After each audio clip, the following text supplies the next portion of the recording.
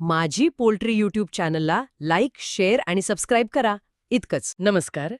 The डिपमध्ये आपलं स्वागत आहे. आज आपण एका जरा वेगळ्या विषयावर बोलणार आहोत.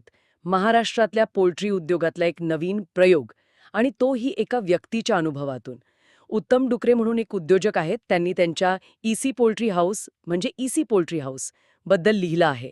हा काही असा तांत्रिक रिपोर्ट नाहीये, तर अगदी थेट जमिनीवरचा अनुभव आहे. त्यातल्या नवीन कल्पना, आव्हानं, त्यांची धडपड हे सगळं त्यांनी मांडले. आपण आज काय करणार आहोत, तर उत्तम डुकरे यांच्या नजरेतून पोल्ट्री व्यवसायाकडे कसं बघितलं जातंय ते समजून घेणार आहोत.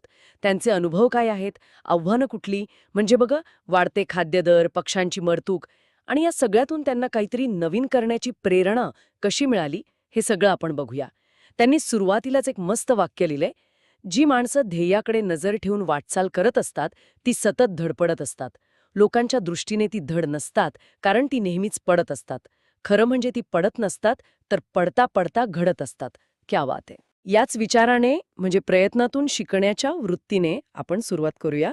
तर उत्तम डुकरे म्हणतात की इसी पोल्ट्री हाऊस उभं करणं ही त्यांची एक जाणीवपूर्वक केलेली निवड होती, विचार केलेला निर्णय होता.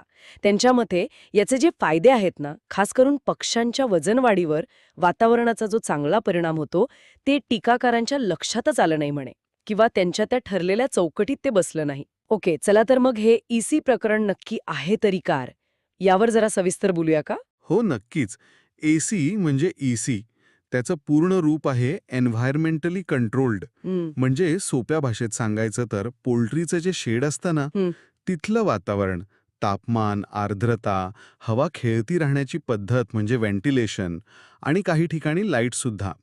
या सगळ्यावर अगदी काटेकोरपणे नियंत्रण ठेवणारी ही सिस्टीम आहे. अच्छा. पोल्ट्रीमध्ये हे खूप महत्त्वाचं ठरतं, कारण कोंबड्या, विशेषतः ज्या ब्रॉयलर कोंबड्या असतात, त्या वातावरणातल्या बदलांना खूपच संवेदनशील असतात. हं, तापमान थोडं जरी कमी जास्त झालं की लगेच त्यांच्यावर ताण येतो, स्ट्रेस येतो. आणि या ताणाचा मग थेट परिणाम त्यांच्या वाढीवर होतो बरोबर. आणि खाद्याचं मांसात रूपांतर करण्याच्या क्षमतेवर पण, म्हणजे FCR म्हणतात त्याला, आणि आरोग्यावर सुद्धा. बरोबर ना? अगदी बरोबर. पक्षी जेव्हा स्ट्रेस फ्री वातावरणात असतात, तेव्हा ते खाल्लेलं अन्न व्यवस्थित पचवतात, त्यांची वाढ चांगली होते. पण जर खूप गरम किंवा थंड असेल ना, तर त्यांची एनर्जी स्वतःला सांभाळण्यातच जाते. मग वाढ खुंटते. आणि दुसरं म्हणजे ताण वाढला की त्यांची रोगप्रतिकारशक्ती कमी होते. मग ते लगेच आजारी पडतात आणि त्यामुळे मरतुकीचं प्रमाण वाढू शकतं. ओके. त्यामुळे एसी प्रणालीचा मुख्य उद्देश काय, तर पक्ष्यांसाठी एक चांगलं स्थिर वातावरण तयार करणं. हे आपल्या पारंपरिक शेडपेक्षा खूप वेगळं आहे.